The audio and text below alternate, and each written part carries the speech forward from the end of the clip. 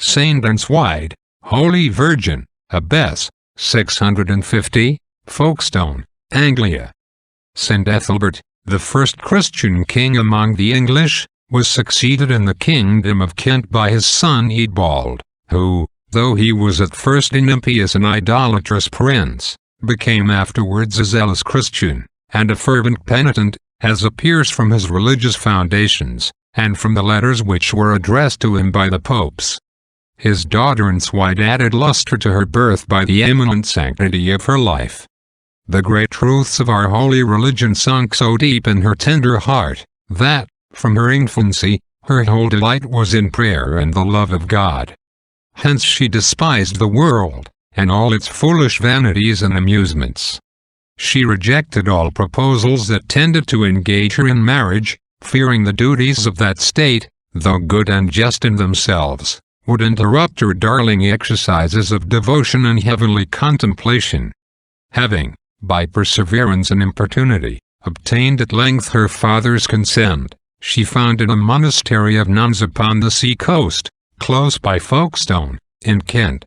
Here she sacrificed the affections of her heart to her heavenly spouse night and day in penance and prayer, till she was called to rest from her labors on the last day of August, in the 7th century.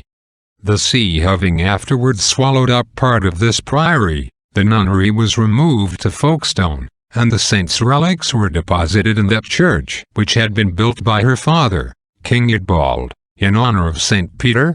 But, after this translation of her relics, was often known by her name. St. Eanswide was famous for many miracles. Her chief festival in the English calendar was kept on the 12th of September, probably the day of the translation of her relics, or of the dedication of some church in her honor.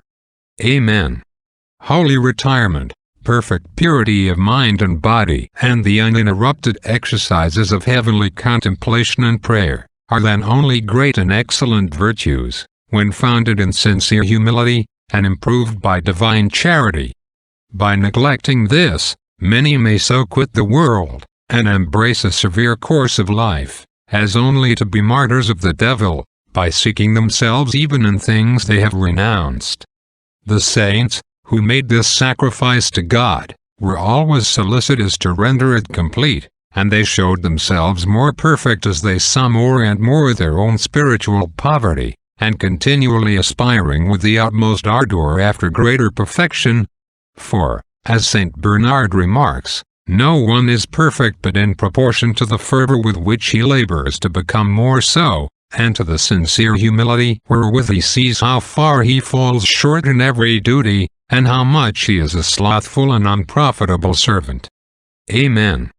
Benedicat vos omnipotens Deus, Pater, et Filius, et Spiritus Sanctus. Amen.